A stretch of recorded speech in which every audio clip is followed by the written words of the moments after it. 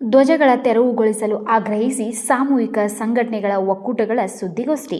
ಸುರಪುರ ನಗರದ ಶ್ರೀ ಪ್ರಭು ಕಾಲೇಜು ಮೈದಾನದಲ್ಲಿ ಭೂಮಿಗಾಗಿ ದಲಿತ ಸಾಮೂಹಿಕ ಸಂಘಟನೆಗಳು ಪ್ರಭು ಕಾಲೇಜು ಮೈದಾನದಲ್ಲಿ ಹಾಕಲಾಗಿರುವ ಧ್ವಜಗಳ ತೆರವು ಕುರಿತು ನ್ಯಾಯಾಲಯದ ನೀಡಿರುವ ಆದೇಶವನ್ನು ಪಾಲಿಸಬೇಕು, ಅದನ್ನು ವಿರೋಧಿಸುವುದು ಸರಿಯಲ್ಲ ಎಂದು ಸಾಮೂಹಿಕ ಸಂಘಟನೆಗಳ ಒಕ್ಕೂಟದ ಮುಖಂಡ ಹಾಗೂ ಕರ್ನಾಟಕ ರಕ್ಷಣಾ ವೇದಿಕೆಯ ತಾಲೂಕಾ ಅಧ್ಯಕ್ಷ ವೆಂಕಟೇಶ್ ನಾಯಕ್ ಬೈಮಿರೆಡ್ಡಿ ಅಸಮಾಧಾನ ವ್ಯಕ್ತಪಡಿಸಿದರು.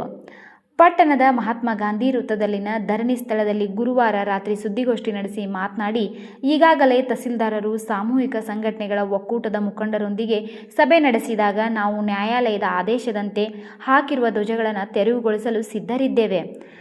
ಮೊದಲು ದಲಿತ ಸಂಘಟನೆಗಳಿಂದ ಹಾಕಲಾಗಿರುವ ಧ್ವಜಗಳನ್ನು ತೆರವುಗೊಳಿಸುವಂತೆ ತಿಳಿಸಿದ್ದೇವೆ. ಇಂದು ತಹಸೀಲ್ದಾರ್ ಅಧ್ಯಕ್ಷತೆಯಲ್ಲಿ ನಡೆದ ಸಭೆಯಲ್ಲಿ ದಲಿತ ಸಂಘಟನೆಗಳ ಮುಖಂಡರುಗಳು ಧ್ವಜಗಳನ್ನು ತೆರವುಗೊಳಿಸುವುದಿಲ್ಲ ಎಂದು ಹೇಳಿದ್ದು, ಅಧಿಕಾರಿಗಳು ಮತ್ತು ನ್ಯಾಯಾಲಯದ ಆದೇಶಕ್ಕೂ ವಿರೋಧ ವ್ಯಕ್ತಪಡಿಸಿರುವುದು ಸರಿಯಾದ ನಡೆಯಲ್ಲ. ಆದ್ದರಿಂದ ನಾವು ಈಗಾಗಲೇ ಪ್ರಭು ಕಾಲೇಜು ಮೈದಾನದ ಬಳಿಯಲ್ಲಿನ ಅಂಗಡಿಗಳ ಬೀಗ ತೆರೆಯುವಂತೆ, ಜಿಲ್ಲಾಧಿಕಾರಿಗಳು ಭೂಮಿ ಹಂಚಿಕೆ ಮಾಡಿ ಹೊರಡಿಸಿದ ಆದೇಶ ರದ್ದುಗೊಳಿಸುವಂತೆ ಹಾಗೂ ಪ್ರಭು ಕಾಲೇಜು ಮೈದಾನದಲ್ಲಿ ಹಾಕಲಾಗಿರುವ ಧ್ವಜಗಳನ್ನು ತೆರವುಗೊಳಿಸುವಂತೆ ಆಗ್ರಹಿಸಿ ಸುರಪುರ ಬಂದ್ ಮಾಡಿ ನಂತರ ನಿರಂತರ ಧರಣಿಯನ್ನು ನಡೆಸಿದ್ದೆವು. ನಮ್ಮ ಮನವಿಯಂತೆ ಈಗಾಗಲೇ 2 ಬೇಡಿಕೆಗಳು ಈಡೇರಿದ್ದು, ಧ್ವಜಗಳ ತೆರವುಗೊಳಿಸಲು ಅಧಿಕಾರಿಗಳು 4 ದಿನ ಸಮಯಾವಕಾಶ ತೆಗೆದುಕೊಂಡಿದ್ದರಿಂದ ನಾವು ಕೂಡ ಒಪ್ಪಿಕೊಂಡಿದ್ದೆವು. ಆದರೆ ಶನಿವಾರ ಧ್ವಜಗಳನ್ನು ತೆರವುಗೊಳಿಸದಿದ್ದಲ್ಲಿ ನಮ್ಮ ಧರಣಿ ಉಗ್ರ ಸ್ವರೂಪ ಪಡೆಯಲಿದ್ದು, ಹೆದ್ದಾರಿಯನ್ನು ತಡೆದು ಪ್ರತಿಭಟನೆ ನಡೆಸಲಿದ್ದೇವೆ ಎಂದು ಎಚ್ಚರಿಸಿದರು. ಸುದ್ದಿಗೋಷ್ಠಿಯಲ್ಲಿ ಪ್ರಮುಖರಾದ ರಮೇಶ್ ದೊರೆ ಆಳಂದ, ಭೀಮನಗೌಡ, ಹೇಮನೂರ್, ಹನುಮಂತ ಕಟ್ಟಿಮನಿ, ಶಿವಮೊನ್ನಯ್ಯ ನಾಯಕ್, ಚಂದ್ರು ಯಲಿಗಾರ್, ವೆಂಕಟೇಶ್ ಬೇಟಿಗಾರ್, ರಾಘವೇಂದ್ರ ಕುಲಕರ್ಣಿ, ದೇವೇಂದ್ರಪ್ಪ ಪಾಟೀಲ್ ಮನಿ, ಮಲ್ಲು ದಂಡೀನ್, ವಿನಾಯಕ್ ಕಡಲ್ಕರ್, ಗಂಗಾಧರ್ ನಾಯಕ್, ಶರಣು ನಾಯಕ್, ರಂಗನಾಥ್ ನಾಯಕ್, ಭೀಮು ನಾಯಕ್, ಮಲ್ಲಿಭಾವಿ, ಮಲ್ಲಪ್ಪ ಹುಬ್ಬಳ್ಳಿ, ಬಸವರಾಜ್ ಕೊಳ್ನಾಳ್ ಸೇರಿದಂತೆ ಅನೇಕರು ಉಪಸ್ಥಿತರಿದ್ದರು.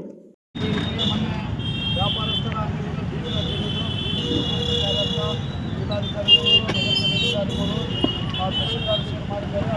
ಒಂದು ಜಯಿಸಿದೆ. ಏನೇ ಆ ಹೋರಾಟ ಏನಂತಂದರೆ ನಮ್ಗೆ ಮೊದಲ ಫಸ್ಟ್ನೇ ಹೋರಾಟನೇ 10 ಗಂಟೆ ಏನು ನಮ್ಮ ವಾಲ್ಮೀಕಿ ಸಮಾಜಕ್ಕೆ 10 ಗಂಟೆ ಇನ್ನೊಂದು ದಲಿತ ಸಮಾಜಕ್ಕೆ ಏನು ಕೊಟ್ಟಿದ್ದರು, ಅದನ್ನು ಕೂಡ ನಾವು ಪ್ರತಿಭಟನೆ ಮೂಲಕ ಜಿಲ್ಲಾಧಿಕಾರಿಗಳ ಮೂಲಕ ಆರ್ಜಿಗಳು ಕೂಡ ಒತ್ತಾಯಿಸಿದ್ದೀವಿ. ಇದು ನಾವೆಲ್ಲ ಕೂಡ ನೋಡಿದ್ವಿ. ಆದರೆ ಇವತ್ತು ನಾವು ನ್ಯಾಯಾಲಯದ ಮೊರೆಯನ್ನು ಕೂಡ ನ್ಯಾಯಾಲಯದ ಹೈಕೋರ್ಟ್, ಗುಲ್ಬರ್ಗ ಹೈಕೋರ್ಟು ನಿನ್ನೆ ಸಂಜೆ 5:30 ಗಂಟೆಗೆ ನಮಗೆ ಒಂದು 21 ಗಂಟೆ ಏನು ಆದೇಶ ಮಾಡಿದ್ರು, ಆ ಆದೇಶವನ್ನು ತಡೆ ಹಿಡಿದು ಹೈಕೋರ್ಟ್ ನಮಗೆ ಸ್ಟೇ ಕೊಟ್ಟಿದೆ. ಅದಕ್ಕಾಗಿ ಜಾಗದ ವಿಷಯ ಕೂಡ ನಮ್ಮ ಹೋರಾಟ ಬೇಡಿಕೆ 2ನೇ ಏನಿದೆ. 3ನೇ ಬೇಡಿಕೆ ಏನಂದರೆ ಧ್ವಜಗಳ ಕುರಿತು ಈಗಾಗಲೇ ಹೈಕೋರ್ಟ್ ದಿನಾಂಕ 29/1/2022 ಹೈಕೋರ್ಟ್ ಆದೇಶ ಮಾಡಿದ್ದಾರೆ. 29/1/2022 ಇವತ್ತು ಈಗಾಗಲೇ ಹೈಕೋರ್ಟ್ ಆದೇಶ ಮಾಡಿದ್ದಾರೆ. ನಾವು ಮೊನ್ನೆ ಇಲ್ಲಿ ಪ್ರತಿಭಟನೆ ಸುಪ್ರೀಂ ಮಾಡಿದಾಗ ADC ಅವರು ಮತ್ತು 200 ಅಧಿಕಾರಿಗಳು ಬಂದು ಏನು ಹೇಳಿದ್ರು, ನಾವು 3-4 ದಿನಗಳಲ್ಲಿ ಧ್ವಜ ತೆರವುಗೊಳಿಸ್ತಕ್ಕಂಥ ಕಾರ್ಯ ಮಾಡ್ತೀವಿ ಅಂತ ಹೇಳಿದ್ರು. ನಾವು ಪ್ರಶ್ನೆ ಮಾಡಿದಾಗ ನಾವು ಯಾವುದೇ ಆಗಲಿ ಕೋರ್ಟ್ ಆದೇಶ ಯಾರದೇ ಆಗಲಿ ಅಧಿಕಾರಿಗಳು ಬರ್ತವ್ರು, ಅದಕ್ಕೆ ತಾವು ಯಾಕೆ ಇದು ಮಾಡಿದೆ ಅಂತಂದ್ರೆ, ನಿನ್ನೆ ನಮಗೆ ನಮ್ಮ ಏನು ನಾವು ಸಾಮಾಜಿಕ ಸಂಘಟನೆಗಳು 51 ಕೆಲಸಗಳು ನಾವೇನು ಹೋರಾಟಗಳು ನಮ್ಮೆಲ್ಲರನ್ನು ತಹಸೀಲ್ ಕಚೇರಿ ತಿಳಿಸಿ ನಮಗೆ ಒಂದು ಕೇಳಿದ್ರು. ಏನು ಸಂಧಾನ ಸಭೆ ಕೇಳಿದ್ರು ತಹಸೀಲ್ದಾರರು ಮತ್ತು ಮಾನ್ಯ ಸರ್ಕಾರಿ ಇನ್ಸ್ಪೆಕ್ಟರ್ ಹಾಗೂ ಏನಂತ ಹೇಳಿದ್ರೆ, ನಿಮ್ಮ ಧ್ವಜನ ನೀವೇ ಗೌರವಿತವಾಗಿ ಇರ್ತೀವೋ ಅಥವಾ ನಾಯಕಗಳನ್ನು ನಮ್ಗೆ 2 ಹಂಚಿರ್ತೇವೆ. ನಾವೇನಂತೀವಿ, ನಾವೇನು ಮೊದಲು ಧ್ವಜ ಹಾಕಿಲ್ಲ, ಅಲ್ಲಿ ನಾವೇನು ಕಾಲು ತೆಗೆದು ಹೋಗಿಲ್ಲ. ಏನು ಅವ್ರು ಫಸ್ಟ್ ಧ್ವಜ ಇರ್ತಾರೆ, ಅವ್ರು ಫಸ್ಟ್ ನಾವು ತೆಗ್ತೀವಿ ಗೌರವಿತವಾಗಿ ಅಂತ ಹೇಳಿದ್ವಿ. ಅದಕ್ಕೂ ಕೂಡ ನಾವು ಒಪ್ಪಿದಿಲ್ಲ. ಇಲ್ಲ ಅವರು ತೆರವುಗೊಳಿಸಲು ನಾವೆಲ್ಲ ನಿಮ್ಗೆ ಏನು ಕೋರ್ಟ್ ಆದೇಶ ಪ್ರಕಾರ ಕೂಡ ಅದಕ್ಕೆ ನಾವು ಬರ್ತೀವಿ ಅಂತ ಹೇಳ್ತೀವಿ. ಆದರೆ ಇವತ್ತು ನಿನ್ನೆ ನಮಗೆ ಸಭೆ ಕರೆದ್ರು, ಇವತ್ತು ಅವರಿಗೆ ಸಭೆ ಕರೆದ್ರು.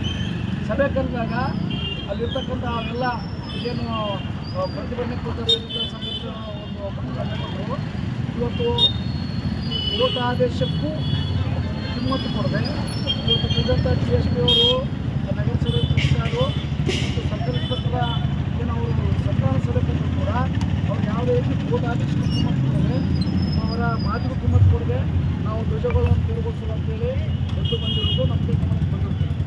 ಅದನ್ನು ಕಾನೂನು ಉಲ್ಲಂಘನೆ ಆಗ್ತದೆ. ನಾವು ನಮ್ಮ ಮೊನ್ನೆ ಎಚ್ ಕೆ ಸುಸದ ಅಧ್ಯಕ್ಷರು ಕೂಡ ಹೇಳ್ತಾರೆ, ನಾವು ಈಗೇನಾದರೂ ನೀವು ತೆರವುಗೊಳಿಸ್ತಾ ಇದ್ದರೆ ಕೋರ್ಟ್ ಆದೇಶ ಆದರೂ ಕೂಡ ನಾವು ಕೋರ್ಟ್ ಗಂಟೆ ಹೋಗಬೇಕಾಗ್ತದೆ, ನೀವು ಕೂಡಲೇ ತೆರವುಗೊಳಿಸಿದ್ರು. ಯಾಕೆಂದರೆ ನಮ್ಮ 4 ದಿನ ಕೊಡೋ ಕೊಟ್ಟರು ಅಂತೇಳಿ ನಾವು ಇವತ್ತೊಂದು ಮತ್ತೊಂದು ಸಲ ವಿಚಾರಣೆಗೆ ಹೋಗ್ತೀವಿ. ಈಗ ಒಂದು ಅಪೇಕ್ಷೆ ಮುಂಚೆ ಆದರೆ ಈಗೇನು ದಲಿತ ಸಂಘಟನಾ ಸಮಿತಿಯವರು ಹೇಳ್ತಾರೆ, ನಾವು ಸಂವಿಧಾನಬದ್ಧ ಇದ್ದೀವಿ, ಪಾಲಿಸ್ತೀವಿ, ಅಂಬೇಡ್ಕರ್ ಸಂವಿಧಾನ ಕೊಟ್ಟರೆ ನಾವು ಸಂವಿಧಾನ ರೀತಿಯಲ್ಲಿ ನಡ್ತೀವಿ ಅಂತ ಹೇಳ್ತಾರೆ. ಇವತ್ತು ಕೋರ್ಟ್ ಆದೇಶಕ್ಕೆ ಯಾವುದು ಸಂವಿಧಾನ ಬರೆದ ಆಧಾರ ಮೇಲೆ ಕೋರ್ಟ್ ಜಡ್ಜ್ ಆದೇಶ ಮಾಡ್ತಾರೆ.